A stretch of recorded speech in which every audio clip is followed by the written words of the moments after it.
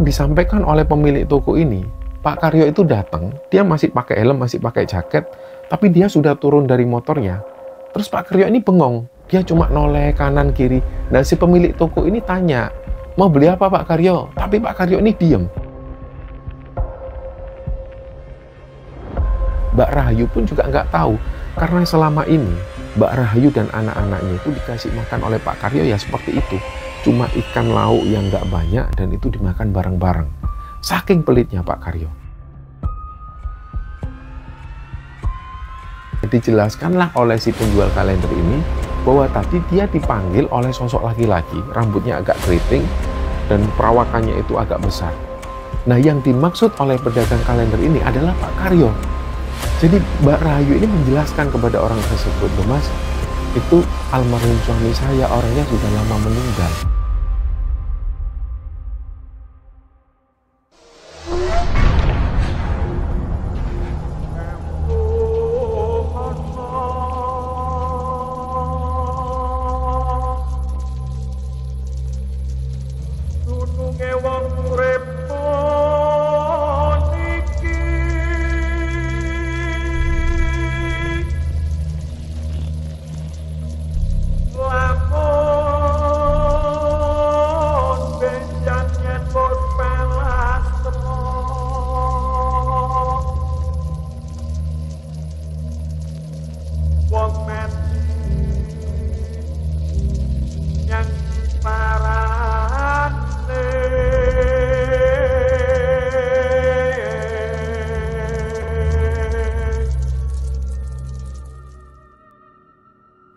Bismillahirrahmanirrahim. Assalamualaikum warahmatullahi wabarakatuh. Sobat Kembara Sunyi dimanapun teman-teman berada.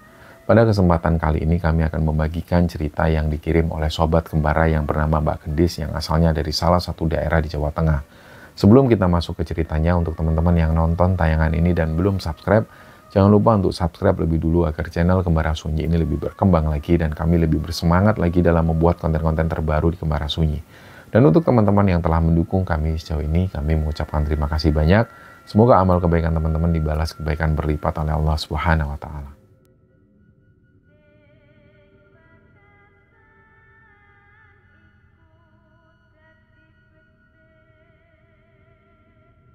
Ya, beberapa waktu yang lalu teman-teman, di salah satu video Kembara Sunyi, itu ada dari teman-teman yang mengirimkan komentar di situ.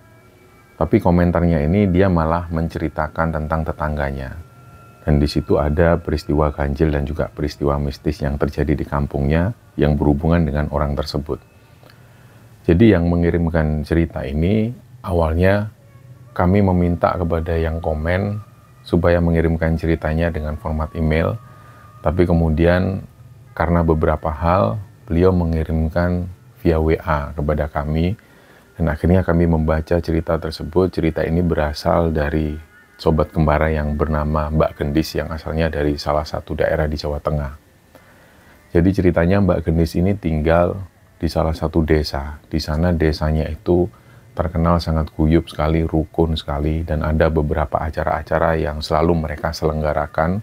Salah satunya adalah sebuah acara yang bernama Apitan. Mungkin ada teman-teman yang sudah tahu. Jadi acara Apitan ini adalah acara sedekah bumi yang biasa dilakukan oleh warga desa sana dan ini digelar setiap tahun. Apitan artinya mereka mengadakan acara tersebut itu di salah satu bulan yang diapit oleh bulan Syawal dan juga bulan Dzulhijjah. Di sana mereka melakukan acara yang bernama sedekah bumi dan biasanya orang-orang itu membawa hasil kebun mereka, masak-masak dan lain sebagainya, kemudian mereka berbagi makanan, makan-makan dan ditutup dengan doa bersama. Nah, selain itu, warga ini juga terkenal senang sekali gotong royong. Setiap beberapa hari sekali mereka selalu membersihkan selokan rame-rame dan juga di situ setiap kali ada acara, misalnya ada tetangga yang hajatan mau menikahkan anaknya, perempuan-perempuan ini biasa menuju ke orang yang mau ada hajatan tersebut, mereka masak-masak rame-rame di situ. Begitupun juga dengan acara hitanan atau ada acara orang yang mau berangkat haji. Ini sudah biasa dilakukan oleh kaum-kaum perempuan. Mereka masak-masak di rumah orang yang punya acara ini. Nah, di satu sisi lain, Ketika Gendis tinggal di desa tersebut, pada saat ini Mbak Gendis ini sudah menikah. Dia punya suami yang tinggal di sana juga, dan gak jauh dari rumahnya ada salah satu tetangganya yang bernama Pak Karyo. Nah, kita akan menceritakan tentang beliau yang bernama Pak Karyo. Pak Karyo ini tinggalnya di situ dan beliau ini punya beberapa sawah, punya beberapa tanah, dan juga beliau ini mengelola pertanian. Salah satunya adalah mengolah kebun melon dan juga kebun berambang atau bawang merah. Berjalannya waktu, semua orang akhirnya jadi tahu bagaimana karakter Pak Karyo ini. Mereka tahu bahwa Pak Karyo ini orangnya sangat temperamental sekali, terutama kepada keluarganya dan juga anak-anaknya. Dan ternyata ini nggak hanya dilakukan kepada anggota keluarganya, tapi juga kepada orang-orang yang ada di sekitarnya. Suatu ketika suami Mbak Gendis ini juga pernah dimarahi, pernah dibentak oleh Pak Karyo. Dan suami Mbak Gendis sendiri juga heran, dia ini salah apa kok tiba-tiba dibentak. Jadi di situ ketika suami dari Mbak Gendis ini sempat dibentak, sempat dimarahi, dan bahkan sempat mau dipukul dengan ancaman-ancaman seperti itu, suami Mbak Gendis ini bingung.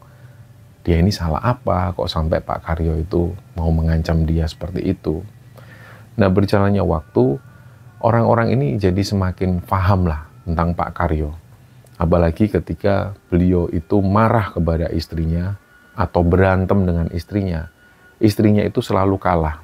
Jadi istrinya ini namanya Mbak Rahayu. Orang-orang atau warga sekitar, terutama tetangga-tetangga dekat Pak Karyo, ini bahkan sering melihat Pak Karyo itu main kasar KDRT kepada Mbak Rahayu. Apalagi kalau Mbak Rahayu ini keluar dari rumah, misalnya ketika bertengkar, terus Mbak Rahayu ini keluar dari rumah, itu bakal dikejar oleh Pak Karyo. Bahkan ada warga yang pernah menyaksikan kalau Pak Karyo ini ketika marah dengan Mbak Rahayu, beliau itu selalu membawa senjata, entah itu kayu, entah itu apapun lah yang ada di sana. Terus suatu ketika pernah mereka ini bertengkar hebat. Nah, kejadiannya sayangnya itu di malam hari, sekitar jam 1 dini hari mereka bertengkar hebat pada saat warga kampung ini sudah tidur semua. Ceritanya, Mbak Rahayu itu sampai dikejar keluar rumah karena Mbak Rahayu ini lari, dia ketakutan. Ternyata kenapa Mbak Rahayu ini ketakutan? Waktu itu Pak Karyo ini bawa celurit. Jadi sambil mengejar Mbak Rahayu, sambil marah bentak-bentak, Pak Karyo itu bawa celurit. Dan Mbak Rahayu itu bingung, dia mau lari kemana. Akhirnya yang dituju adalah rumah kadus, rumah kepala dusunnya. Tapi karena waktu itu sudah jam 1 dini hari, rumah kadus ini diketuk-ketuk berulang kali, Pak Kadus nggak membukakan pintu. Pada akhirnya tetangganya Pak Kadus yang malam itu beliau ini terbangun karena suara ketukan pintu dari Mbak Rahayu. Beliau itu langsung manggil Mbak Rahayu, "Yuk, ada apa? Kenapa? Bu, tolong saya, Bu. Saya mau dikejar suami saya, Bu.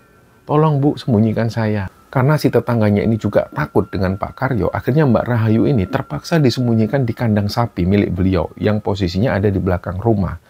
Dan setelah itu, suasana pun agak mereda. Keesokan paginya, Mbak Rahayu pulang ke rumah orang tuanya. Ternyata siangnya, Pak Karyo ini datang ke rumah mertuanya itu. Nah, perlu disadari bahwa Pak Karyo ini sebelum-sebelumnya selama menikah dengan Mbak Rahayu puluhan tahun, Pak Karyo itu jarang sekali, bahkan bisa dikatakan hampir nggak pernah sekalipun berkunjung ke rumah mertuanya itu. Dan pada kali itu, karena dia ini, mungkin dia berpikiran kalau Mbak Rahayu ini lari ke rumah orang tuanya, jadi Pak Karyo menuju ke sana. Ternyata begitu sampai di rumah mertuanya, Mbak Rahayu ada di dalam rumah.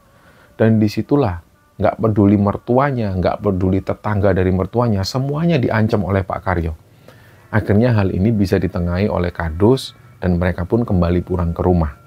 Tapi nggak selang beberapa lama, mereka bertengkar lagi. Pokoknya Pak Karyo ini tabiatnya seperti itu. Bahkan menurut pengakuan dari saudara-saudara Pak Karyo sendiri, dia ini orangnya culas. Beberapa sertifikat tanah maupun beberapa sawah yang dimiliki oleh saudara dari Pak Karyo, ini berhasil direbut oleh Pak Karyo dengan cara yang curang. Nah, hal ini ternyata itu sering dilakukan oleh Pak Karyo. Dia sering merampas hak orang lain. Kalau ada anak-anak kecil yang bermain di rumahnya itu sering dimarahi. Bahkan kalau ada orang yang lewat di depan rumahnya misalnya jualan dan dia ini menawarkan dagangannya itu mungkin suaranya terlalu keras, Pak Karyo itu selalu marah. Ya intinya kira-kira seperti itulah. Nah pada hari itu ceritanya mereka ini mau menggelar acara apitan, yaitu acara sedekah bumi ini, kira-kira hari itu adalah 10 hari menjelang hari apitan tersebut. Biasanya warga ini sudah bersiap-siap, ada yang menyiapkan masakan, ada juga yang menyiapkan tempat, pokoknya mereka semua ini mempersiapkan acara untuk apitan tersebut.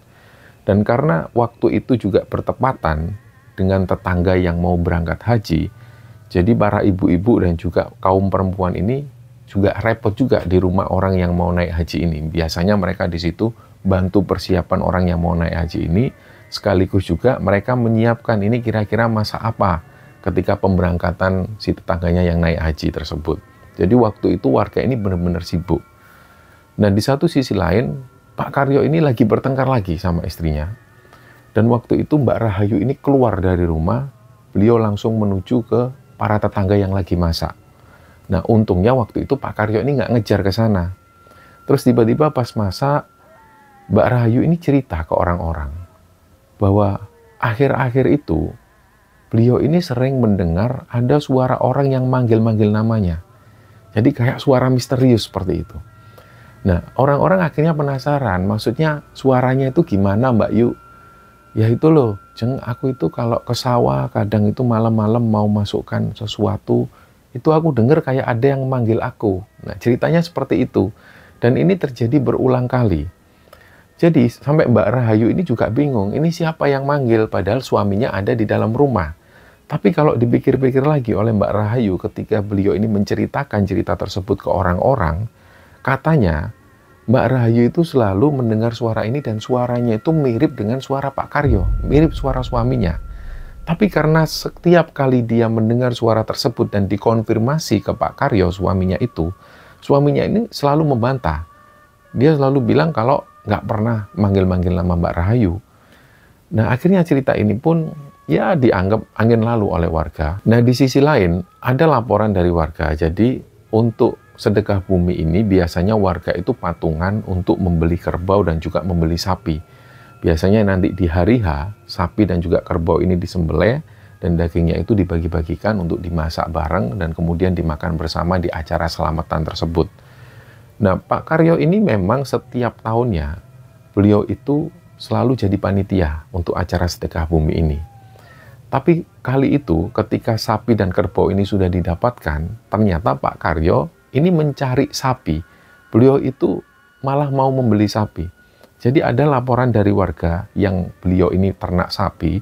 Katanya Pak Karyo ini datang ke rumahnya. Beliau tanya sapi, sapimu dijual berapa? Aku mau beli. Nah si tetangga yang punya sapi ini juga heran loh, Pak Karyo, bukannya sedekah bumi ini sudah ada ya kerbau sama sapinya. Iya, aku ini mau beli sendiri buat aku, buat acara selamatanku. Oh gitu. Sudahlah aku ya Pak Karyo, coba cari di tetangga yang lain. Jadi si tetangga ini merekomendasikan ke tetangga yang lain yang juga ternak sapi. Akhirnya ceritanya Pak Karyo menuju ke sana. Nah ternyata beliau memang mau membeli sapi. Dan tanggapan dari tetangga tersebut juga sama. Loh Pak Karyo, bukannya sapi sama kerbau sudah dapat ya? Ada orang yang sudah beli kok. Kenapa kok Pak Karyo mau cari lagi? Iya buat aku kok, buat selamatanku sendiri. Nah awalnya orang-orang ini berpikir, oh mungkin Pak Karyo ini mau kurban karena sudah mendekati hari Idul Adha. Jadi orang-orang berpikir seperti itu, sama sekali nggak berpikir yang macam-macam. Berjalannya waktu, akhirnya Pak Karyo ini mendapatkan seekor sapi dan sapi ini disimpan di rumahnya. Warga ini sama sekali nggak berpikir kalau Pak Karyo ini mau ada hajatan. Mereka berpikirnya, wah Pak Karyo sudah berubah rek. Jadi selama bertahun-tahun tinggal di kampung tersebut, Pak Karyo ini nggak pernah berkurban. Tapi kali itu, dia ini kok sudah ada sapi di rumahnya. Jangan-jangan Pak Karyo ini mau kurban sapi. Wah, alhamdulillah lah. Banyak orang yang berpikir seperti itu. Akhirnya 3 hari menjelang hari H, Pak Karyo itu dibangunkan oleh istrinya. Jadi istrinya ini sudah dipesankan oleh Pak Karyo bahwa nanti dia ini disuruh membangunkan Pak Karyo. Katanya Pak Karyo ini mau membeli semacam pestisida untuk kebun melon dan juga kebun bawang merahnya. Siang itu, ketika istrinya ini sibuk di rumah orang yang mau berangkat haji ini, dia ingat, Mbak Rahayu ini ingat, loh, Mas Karyo belum tak bangunin. Akhirnya dia pun pulang. Dibangunkanlah, Mas, katanya mau beli pestisida. ayo bangun, ini sudah siang. Nah, Pak Karyo pun berangkat, dia pakai helm, akhirnya naik sepeda motor, dia menuju ke toko pertanian. Nggak jauh dari sana. Nah, singkatnya, Mbak Rahayu kembali lagi ke sana. Beliau masak-masak lagi. Ternyata, sepulangnya dari masak-masak itu, Mbak Rahayu ini heran. Ceritanya sore itu, ketika Mbak Rahayu baru nyampe rumah, Pak Karyo ini datang. Dia bawa sepeda motornya, terus tiba-tiba ketika Pak Karyo ini melepas helmnya dan langsung masuk rumah, itu Mbak Rahayu ini ngelihat kejadian yang benar-benar nggak masuk akal. Ceritanya Pak Karyo itu tiba-tiba terjatuh dan dia ini kejat-kejat, kejang-kejang. Jadi kalau dibayangkan, ini kayak semacam ayam yang baru disembelih. Kondisinya seperti itu, dia kejang-kejang kayak dia ini tertimpa sesuatu lah. Nah, Mbak Rahayu ini awalnya mengira jangan-jangan Mas Karyo ini baru saja mengalami kecelakaan. Diceklah motornya sambil dia ini teriak-teriak minta tolong. Akhirnya warga ini berbondong-bondong menuju ke rumah Pak Karyo. Mereka ngelihat kondisi Pak Karyo dan Pak Karyo ini masih kejang-kejang seperti itu. Nah, warga ini yang takut, mereka akhirnya berinisiatif untuk membawa Pak Karyo langsung menuju ke rumah sakit. Dibawalah ke UGD. Terus warga ini tanya ke Mbak Rahayu, tadi ini gimana toh ceritanya Mbak Rahayu? Apa Pak Karyo ini kecelakaan? Enggak kok Pak, karena motornya itu nggak ada yang lecet. Dan tubuh Pak Karyo ini, kata Mbak Rahayu, ini nggak mengalami luka sedikit pun. Hanya ada lebam di bagian kening dan juga di beberapa bagian tubuh. Tapi Mbak Rahayu memastikan kalau Pak Karyo ini nggak kecelakaan. Nah, singkatnya, begitu sampai di rumah sakit, langsunglah dilakukan perawatan intensif. Nah, tepat di hari H, menjelang keberangkatan tetangga mereka yang mau berangkat naik haji ini, mereka dapat kabar kalau Pak Karyo ini pembuluh darahnya itu pecah. Dan Pak Karyo meninggal. Jadi dari situ warga ini bingung. Di satu sisi mereka ini harus mempersiapkan, harus masak-masak di rumah orang yang mau berangkat haji tersebut. Tapi di satu sisi lain mereka mendengar kabar kalau Pak Karyo ini meninggal. Singkatnya jenazah Pak Karyo ini dibawa ke rumah. Jadi memang di sana ada tradisi. Ketika ada orang yang meninggal, mereka akan masak-masak di rumah duka tersebut untuk menyiapkan makanan bagi para pelayat. Dan juga nanti malamnya untuk digelar tahlilan. Jadi warga bingung, ini gimana, masakan sudah separuh jalan untuk tetangga mereka yang mau berangkat haji. Sedangkan jenazah Pak Karyo sudah sampai di rumah duka. Nah, dari situ dibagilah orang-orang, beberapa perempuan itu masak di rumah Pak Karyo dan beberapa masih melanjutkan masak di rumah tetangga yang mau berangkat haji ini. Nah, ketika berada di rumah duka, ketika jenazah Pak Karyo ini belum dimakamkan, banyak tetangga-tetangga yang melayat di sana. Nah, dari situ Mbak Rahayu ini berpikir, Pak Karyo ini kenapa ya kok beli sapi?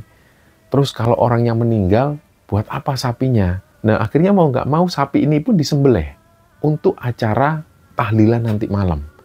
Terus kemudian warga berpikir, beberapa orang yang sempat didatangi oleh Pak Karyo, terutama mereka-mereka ini yang punya ternak sapi, mereka datang, mereka menyampaikan ke Mbak Rahayu, lah iya Mbak, Pak Karyo itu loh, aneh. Ketika dia ini nawar sapi saya ini juga bingung. Saya sempat tanya Pak Karyo buat apa sapinya. Pak Karyo itu bilangnya buat selamatan dirinya sendiri. Lah saya jadi deg-degan, saya juga kaget ya Mbak. Nah kalau sudah ada kejadian yang kayak gini, saya kok jadi mikir omongan Pak Karyo waktu itu. Ternyata hal ini juga disampaikan oleh pedagang sapi yang lain.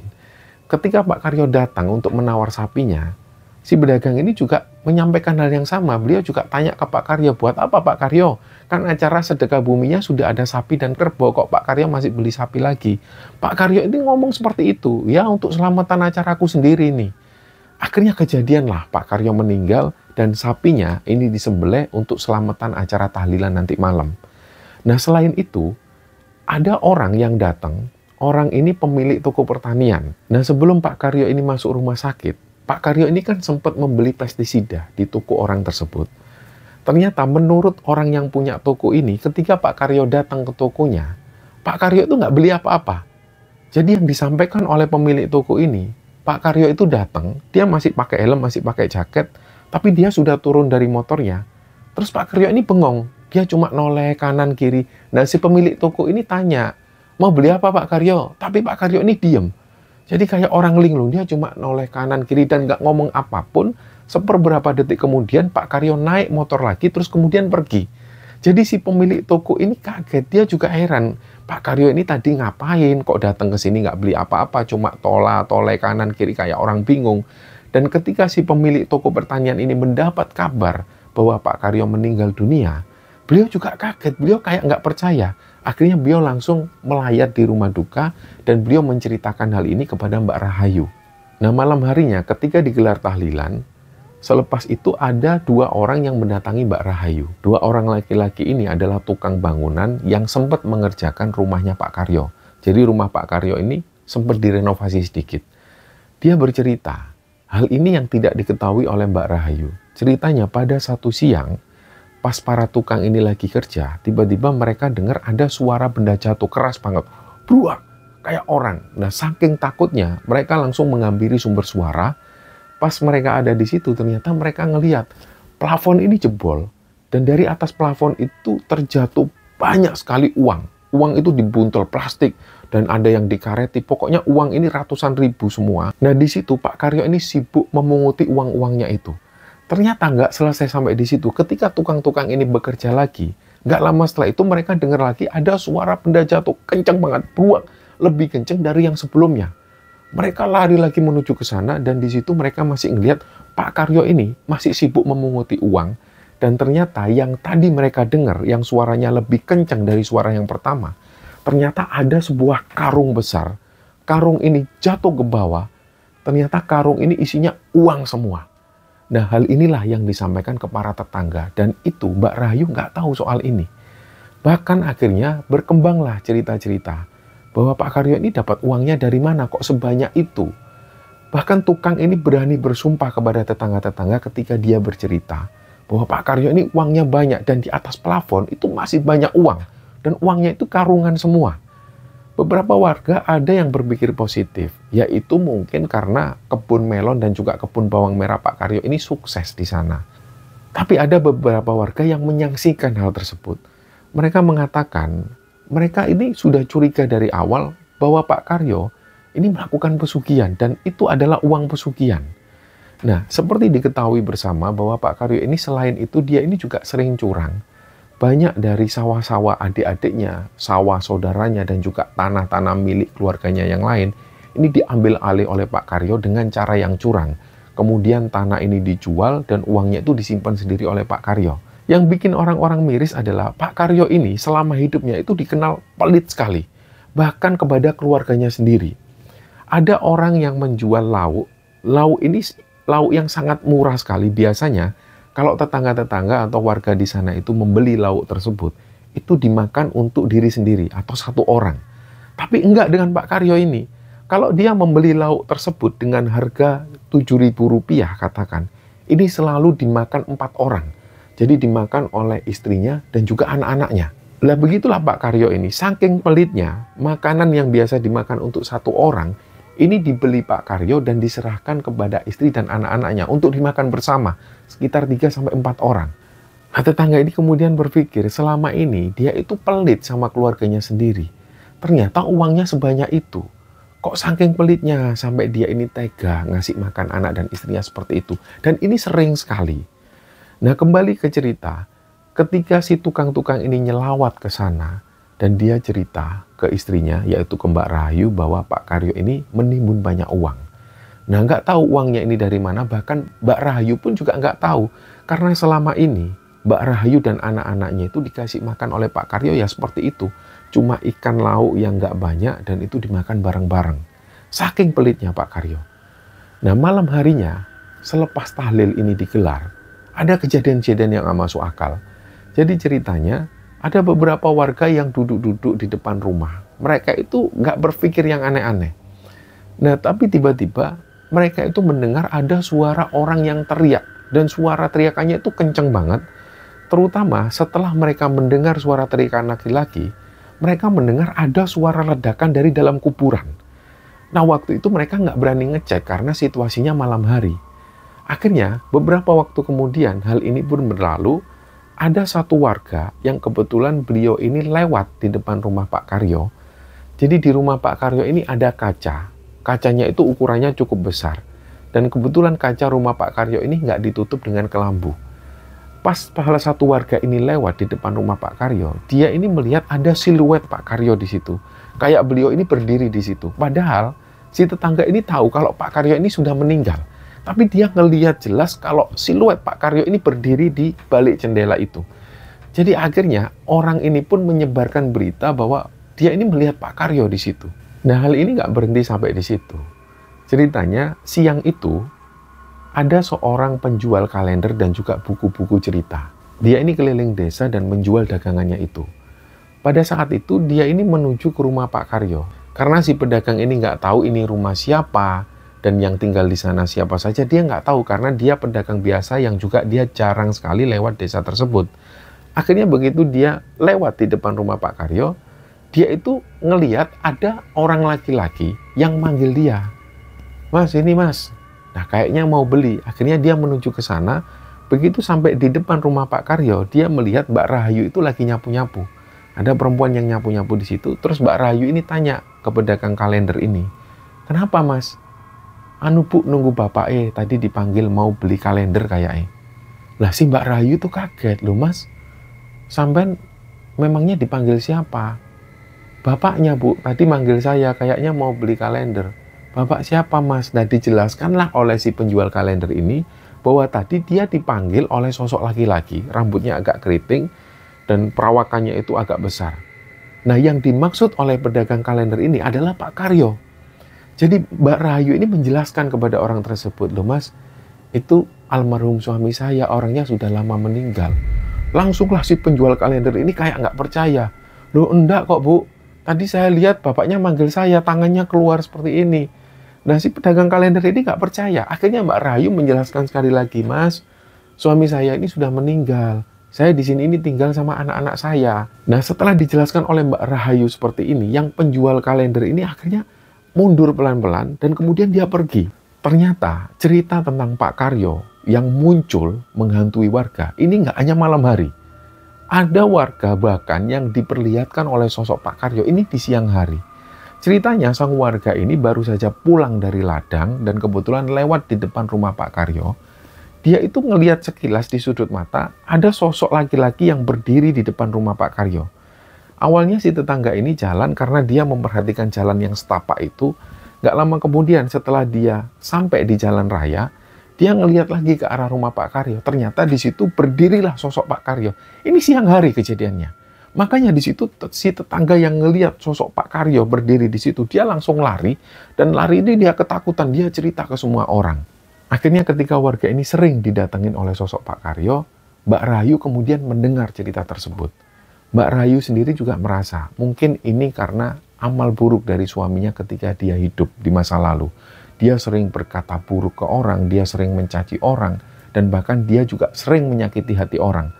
Nah, waktu itu ceritanya Mbak Rahayu ini mendatangi rumah gendis. Dia mencari suaminya Mbak Gendis ini, dia mau minta maaf atas perbuatan Pak Karyo di masa-masa lalu. Mbak Rahayu sadar kalau Pak Karyo ini pernah mencaci maki suaminya Mbak Gendis. Disitulah Mbak Rahayu ini ingin minta maaf. Akhirnya ketika suami Mbak Gendis ini datang, Mbak Rahayu minta maaf ke suami Mbak Gendis. Mas, tolong maafkan almarhum suami saya ya mas. Tolong mas, jangan sampai ada dendam mas. Kasihan suami saya ini loh. Banyak warga yang selalu dihantui. Nah di situ ya mau nggak mau suami Mbak Gendis ini memaafkan. Oh iya mbak, saya sudah maafkan. Bahkan ketika Pak Karyo meninggal sebelum dimakamkan itu, saya sudah memaafkan kok, saya ikhlas. Ya mas, minta tolong ya mas. Nah terus setelah itu Mbak Rahayu ini menuju ke rumah tetangga yang lain yang dulu juga pernah disakiti oleh Pak Karyo. Nah suatu ketika Mbak Rahayu ini berada di rumah sepupunya.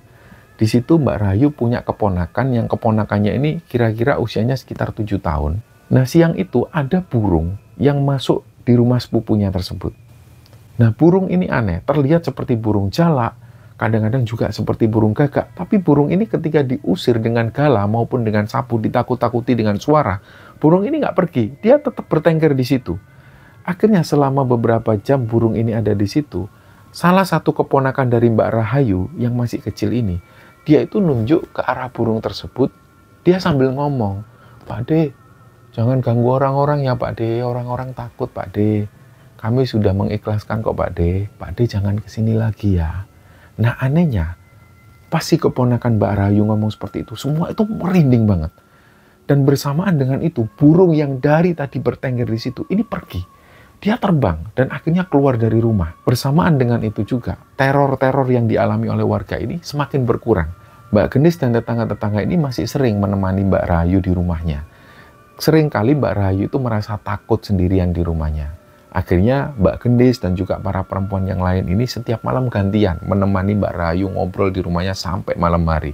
Dan ini dilakukan sampai hari ini. Dan cerita inilah teman-teman yang dibagikan oleh Mbak Gendis di Kembara Sunyi. Kami mengucapkan terima kasih kepada Mbak Gendis yang sudah membagikan ceritanya di Kembara Sunyi. Mohon maaf jika ada salah-salah kata. Wassalamualaikum warahmatullahi wabarakatuh.